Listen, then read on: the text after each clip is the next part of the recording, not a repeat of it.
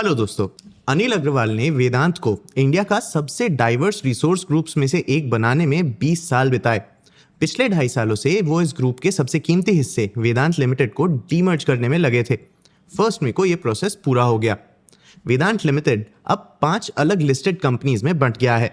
Vedanta aluminium, Vedanta oil and gas, Vedanta power, Vedanta iron and steel और एक बची हुई वेदांत लिमिटेड जो हिंदुस्तान जिंक में ग्रुप का स्टेक और कुछ छोटे बिजनेसेस संभालेगी। जून के एंड तक ये चारों नई एंटिटीज इंडियन एक्सचेंजेस पर ट्रेड करना शुरू कर देंगी। ये इंडियन कॉर्पोरेट हिस्ट्री के सबसे बड़े रीस्ट्रक्चरिंग्स में से एक है। इस ग्रुप का स्केल बहुत बड़ा है। ये इंडिया के सबसे बड़े कमोडिटी प्रोड्यूसर्स में से एक है। ये इंडिया के प्राइमरी एल्यूमिनियम मार्केट का लगभग आधा हिस्सा कंट्रोल करता है। हिंदुस्तान जिंक में मेजॉरिटी स्टेक के थ्रू इंडिया के सबसे बड़े इंटीग्रेटेड जिंक और सिल्वर बिजनेसेस चलाता है और केन इंडिया के थ्रू देश का सबसे बड़ा प्राइवेट अपस्ट्रीम ऑयल और गैस प्लेयर है। इसके पास कॉपर, आयरन ओर और स्टील का भी बड़ा पोर्टफोलियो है। ये सब लंदन की एक होल्डिंग कंपनी से कंट्रोल होता है। 29 अप्रैल को डीमर्जर लागू होने से 2 दिन पहले कंबाइंड वेदांत लिमिटेड ने अपने आखिरी क्वार्टरली रिजल्ट्स दिए। इस माइनिंग जाइंट के जाते जाते दिए गए नंबर्स उनके अब तक के सबसे बेहतर नंबर्स में से थे। रेवेन्यूज 29% बढ़े, नेट प्रॉफिट 89% बढ़ा, एबिटा मार्जिन 44% के रिकॉर्ड पर था और डेट 14 क्वार्टर्स में सबसे कम। लेकिन वो चैप्टर अब बंद हो चुका है और एक नया दौर शुरू हो रहा है। वेदांत ने इतना बड़ा फैसला क्यों लिया? क्या होगा जब इसके 5 बिजनेसेस इंडिपेंडेंटली ऑपरेट करेंगे? आज के इस वीडियो में हम इन क्वेश्चंस को आंसर करेंगे। सबसे पहले हम कंपनी की हिस्ट्री समझेंगे, फिर हम डीमर्जर का इम्पैक्ट समझेंगे, एंड में हम कंपनी के क्वार्टरली रिजल्ट्स भी डिस्कस करेंगे। मैं हूं आपका होस्ट देव, आप देख रहे हैं मार्केट्स बाय ज़ीरोधा हिंदी। चलिए शुरू करते हैं। सबसे पहले कंपनी के अभी तक की जर्नी को देखते हैं। अनिल अग्रवाल 19 साल के थे जब वो मिड 1970s में पटना से मुंबई आए स्कूल छोड़कर स्क्रैप मेटल का ट्रेड करने के लिए। उन्होंने 1976 में वो कंपनी शुरू की जो आगे जाकर वेदांत बनी, जब उन्होंने शमशेर स्टर्लिंग कॉर्पोरेशन नाम की एक छोटी कॉपर मैन्युफैक्चरर को खरीदी। 10 साल बाद उन्होंने टेलीफोन केबल्स बनाने के लिए स्टरलाइट इंडस्ट्रीज बनाई। 1990s में स्टरलाइट ने कॉपर और एल्यूमिनियम में एक्सपेंशन किया। 1993 में ट्यूटिकोरिन में इंडिया का पहला प्राइवेट कॉपर स्मेल्टर लगाया और 1995 में बंद पड़ी मद्रास एल्यूमिनियम कंपनी को फिर से शुरू किया। इसी मल्टी मेटल फॉर्म में स्टरलाइट ने 2001 में वाजपेयी गवर्नमेंट के प्राइवेटाइजेशन प्रोग्राम में हिस्सा लिया। सेंट्रल गवर्नमेंट तब अपनी 2 सबसे बड़ी रिसोर्स कंपनीज में स्टेक्स बेच रही थी। स्टरलाइट ने दोनों को खरीदा। उन्होंने भारत एल्यूमिनियम कंपनी या बाल्को में 51% स्टेक और हिंदुस्तान जिंक में 26% स्टेक लिया, जिसे बाद में उन्होंने मेजॉरिटी में बदल दिया। दोनों डील्स कंट्रोवर्शियल थे और क्रिटिक्स सालों तक वैल्यूएशंस पर सवाल उठाते रहे। हिंदुस्तान जिंक के डिसइन्वेस्टमेंट का मामला तो 20 साल बाद आज भी कोर्ट में है। इन सब के ऊपर वेदांत रिसोर्सेज पीएलसी थी। ये एक लंदन बेस्ड होल्डिंग कंपनी थी जिसके जरिए अग्रवाल पूरे ग्रुप को कंट्रोल करते हैं। तब लंदन से काम करना सही लगता था। इंडिया के कैपिटल मार्केट्स इतने बड़े नहीं थे कि एक मल्टी कमोडिटी बिजनेस को फंड कर सके।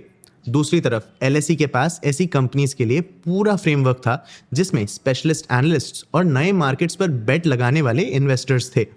इसीलिए वेदांत रिसोर्सेज दिसंबर 2003 में वहां लिस्ट हुई।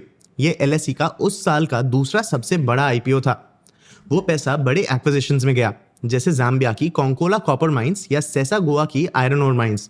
लेकिन ग्रुप की सबसे बड़ी डील थी केन एनर्जी से केन इंडिया का $9 बिलियन का एक्विजिशन।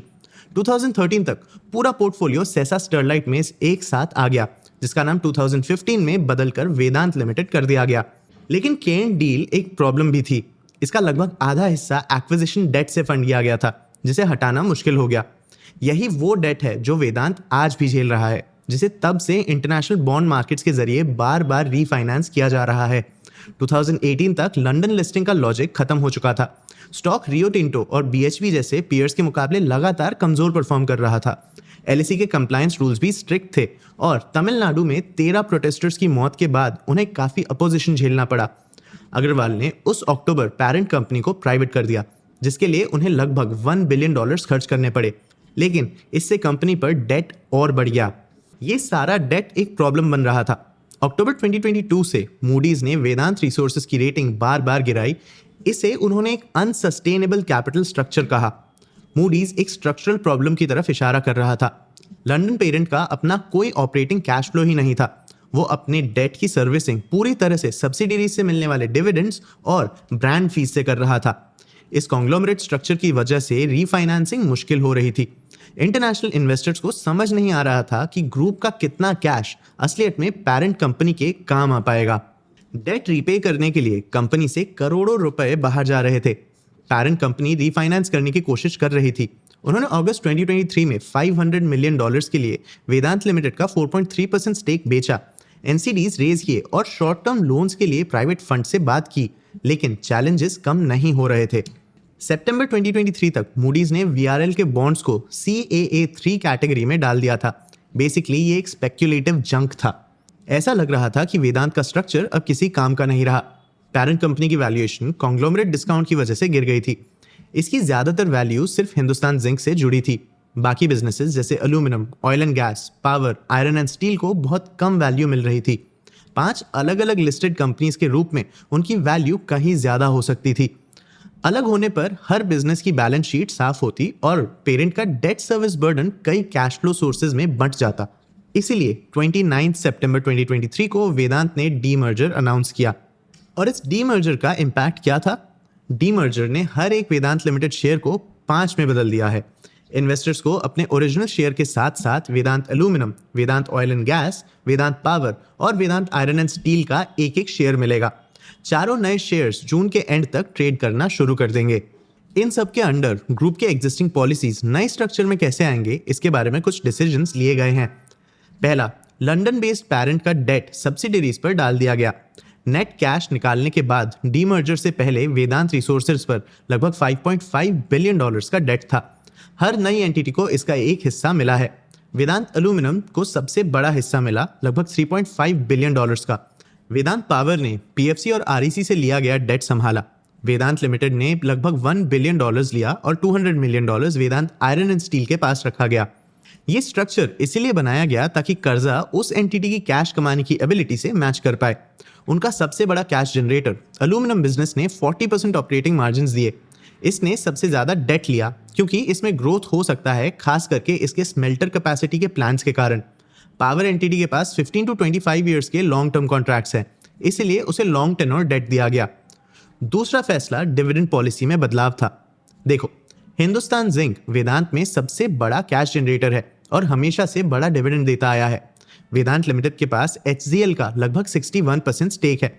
जब HCL डिविडेंड देता था तो उसका 60% वेदांत लिमिटेड को मिलता था। और वेदांत इन पैसों का क्या करता था? अभी तक इसका यूज काफी लिमिटेड था।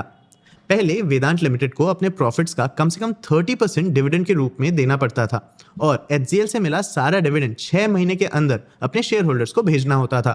इसका बड़ा हिस्सा लंदन पेरेंट को जाता था। नई पॉलिसी के अंडर वेदांत लिमिटेड का बोर्ड तय करेगा कि कब और कितना पे करना है। वो कैश को होल्ड करके ज्यादा फ्लेक्सिबिलिटी के साथ यूज कर सकते हैं। तीसरा फैसला ब्रांड फी को लेकर है। वेदांत रिसोर्सेज की सबसे बड़ी एसेट शायद वेदांत ट्रेडमार्क है। हर वेदांत एंटिटी इस नाम के इस्तेमाल के लिए अपने रेवेन्यू का एक हिस्सा देती है। लंदन पेरेंट पर डेट प्रेशर बढ़ने के साथ साथ ये रेट 2017 के 0.75% से बढ़कर 2021 में 2% हो गया। नए अरेंजमेंट में ये ज्यादातर एंटिटीज के लिए बढ़कर 3% हो जाएगा, सिवाय कॉपर बिजनेस के जिसके मार्जिन्स कम हैं। ये एक काफी बड़ी रकम है। फाइनेंशियल ईयर 26 में ग्रुप का रेवेन्यू 1.74 लाख करोड़ रुपीस था। इस पर 3% ब्रांड फी लगभग 5,200 करोड़ रुपीस बनती है, जो वेदांत रिसोर्सेज के एनुअल इंटरेस्ट बिल को आराम से कवर कर सकती है। ये नया आर्किटेक्चर वेदांत रिसोर्सेज की प्रॉब्लम को दो तरफ से सॉल्व करता है। पेरेंट का $4.8 बिलियन का डेट 5 अलग बैलेंस शीट्स पर बंट गया है। पेरेंट के पास अब ज्यादा तेजी से कैश भी पहुंचेगा। हिंदुस्तान जिंक का डिविडेंड कैश जो पहले सभी शेयर होल्डर्स में बंट जाता था, अब बची हुई एंटिटी में रहेगा, जहां पेरेंट इसे फीस और मैनेजमेंट चार्जेस के जरिए निकाल सकेगा। लेकिन इस नए एरा में उनके ऑपरेटिंग बिजनेसेस की हालत क्या है, इसके लिए लेटेस्ट रिजल्ट्स देखते हैं। इस क्वार्टर वेदांत का ज्यादातर कैश फ्लो 2 बिजनेसेस से आया, एल्यूमिनियम आर्म और हिंदुस्तान जिंक। ये 2 बड़े पिलर्स हैं जो वेदांत के बिजनेस को संभालते हैं। एल्यूमिनियम बिजनेस का ऑपरेटिंग प्रॉफिट साल भर में 43% बढ़कर 25,500 करोड़ रुपीस के पार निकल गया और इसके मार्जिन्स 38% रहे। ये उन इन्वेस्टमेंट्स का नतीजा है जिन्होंने कंपनी की कॉस्ट कम कर दी हैं। एल्यूमिनियम बनाने के लिए 2 चीज़ों की ज़रूरत होती है, पावर जिसके लिए कोल का यूज़ होता है और बॉक्साइट। वेदांत एल्यूमिनियम ने कई साल लगाकर अपनी कोल और बॉक्साइट माइंस खरीदी हैं ताकि उन्हें रॉ मटेरियल्स बाहर से ना खरीदनी पड़े। इससे प्रोडक्शन कॉस्ट $1,752 तक गिर गई, जो 5 साल में सबसे कम है। इसी बीच हिंदुस्तान जिंक का annual operating profit 22,000 crore rupees से ज्यादा रहा। ये ईयर ऑन ईयर 27% बढ़ा, 56% मार्जिन के साथ। ये इसीलिए मुमकिन हुआ क्योंकि जिंक प्रोडक्शन कॉस्ट 5 साल के लोएस्ट लेवल्स पर गिरकर $959 पर टन हो गई। ये बहुत अच्छे नंबर्स हैं। दुनिया में बहुत कम बड़े इंडस्ट्रियल बिजनेसेस ऐसे हैं जिनका ऑपरेटिंग प्रॉफिट उनके रेवेन्यू के आधे से ज्यादा हो। ये बिजनेस डीमर्जर के बाद वेदांत लिमिटेड के पास रहेगा। बाकी एंटिटीज पर थोड़ा प्रेशर है, उनके चैलेंजेस बड़े हैं और वो बिना ग्रुप के सपोर्ट के अपने इंडिपेंडेंट ऑपरेशंस शुरू कर रहे हैं। वेदांत पावर एक बड़े एक्सीडेंट से निकल रहा है, जिसमें उनके एक प्लांट में 13 लोग मारे गए और 20 से ज्यादा लोग घायल हुए। इसलिए वो प्लांट अभी बंद है। हमें ये नहीं पता कि वो वापस कब खुलेगा। वेदांत ऑयल एंड गैस के रिजर्व्स कम हो रहे हैं। वेदांत आयरन एंड स्टील का एसेट बेस छोटा है, जिसे मार्केट ने अभी तक टेस्ट नहीं किया है। अगले क्वार्टर इन 5 अलग एंटिटीज की पहली अर्निंग्स कॉल होंगी। ये पहली बार होगा जब हर मैनेजमेंट सेक्टर स्पेसिफिक एनालिस्ट्स का सामना करेगा। आपको क्या लगता है, इन डीमर्ज कंपनीज का फ्यूचर में क्या कंडीशन होगा? अपने व्यूज हमें कमेंट सेक्शन में जरूर बताना। आगे आप कौन से टॉपिक्स पे वीडियोस देखना चाहते हो, ये भी हमें कमेंट सेक्शन में जरूर बताना। अगर ये वीडियो आपको इन्फॉर्मेटिव लगा तो इसे लाइक और शेयर जरूर करना। ऐसे ही और वीडियोस के लिए चैनल को सब्सक्राइब भी कर लेना। आज के लिए इतना ही, मिलते हैं अगले वीडियो में।